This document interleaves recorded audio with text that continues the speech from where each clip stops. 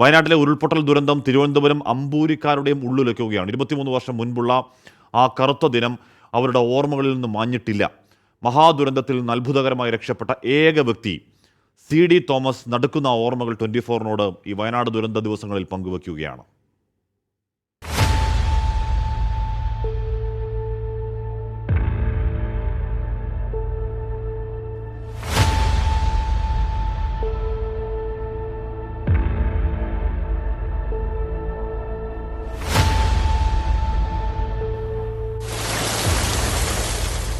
കനത്ത മഴ പെയ്യുമ്പോൾ കുന്നിൻ ചെരുവുകളിൽ വസിക്കുന്ന തിരുവനന്തപുരം അമ്പൂരി നിവാസികൾക്ക് ഇന്നും നെഞ്ചിടിക്കും.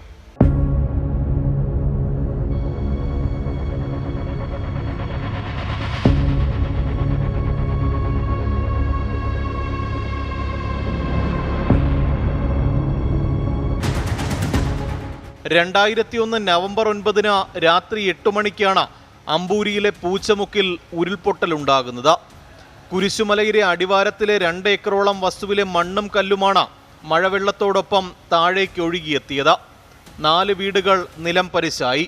മണ്ണോട് ചേർന്നത് 39 ജീവനുകൾ. ദുരന്തത്തിൽ രക്ഷപ്പെട്ടത് CD തോമസ് എന്ന ഈ മനുഷ്യൻ മാത്രം.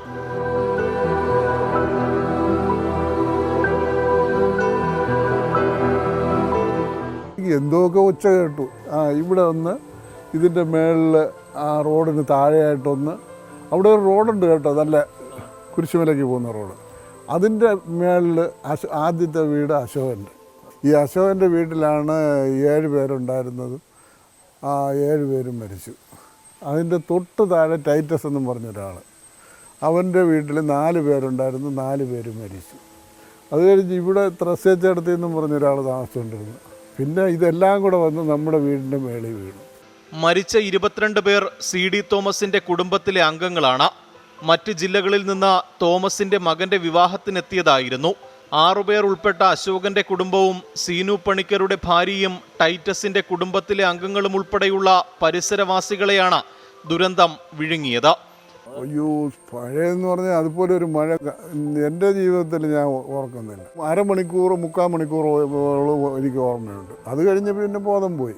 ഓരോ കൈ മണ്ണ് വീതം എൻ്റെ പുറത്തുനിന്ന് എടുത്ത് ഒരു വെളിയിൽ കളഞ്ഞിട്ട് ഒരു ഗ്യാപ്പ് ഉണ്ടാക്കി അതിനകത്തൂടെ വലിച്ചെടുക്കുകയായിരുന്നു. ഞാനും എൻ്റെ അനിയനും കൂടെ തൊട്ട് അപ്പുറത്തും ഇപ്പുറത്തും ഇരിക്കുക. അനിയൻ മരിച്ചു, ഞാൻ ജീവിച്ചു. കാഞ്ഞിരപ്പള്ളി 10 പേര് മരിച്ചു. ആലപ്പുഴ 6-7 പേരുണ്ടായിരുന്നു. പാലായിൽ നിന്ന് 2 പേര്. വയനാട് നിന്നുള്ള വാർത്തകൾ കേൾക്കുമ്പോൾ ഉള്ളുലയുന്നുവെന്ന CD തോമസ്. വൈകുന്നേരമുള്ള വാർത്തയൊക്കെ ഒരു 1-2 അരമണിക്കൂറിൽ കൂടുതൽ ഞാൻ കാണുകയില്ല. കണ്ടിട്ട് കിടന്നാൽ ഉറക്കം വരികയില്ല. ഭയങ്കര ഭയം. മനസ്സൊക്കെ ഹൃദയമൊക്കെ ഇങ്ങനെ ഭയങ്കരമായിട്ട് ഇതായിട്ട് വൈബ്രേഷനായിട്ട് തോന്നും. ഉറക്കവേ ഇല്ല, എഴുന്നേറ്റ് നടക്കും, അത്രയേ ഉള്ളൂ. അല്ലാതെ എന്ത് ചെയ്യാൻ പറ്റും?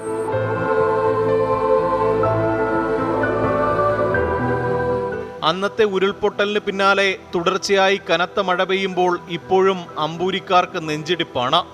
ദശാബ്ദങ്ങൾ കഴിഞ്ഞാലും ആ മുറിവുകൾ മായില്ല.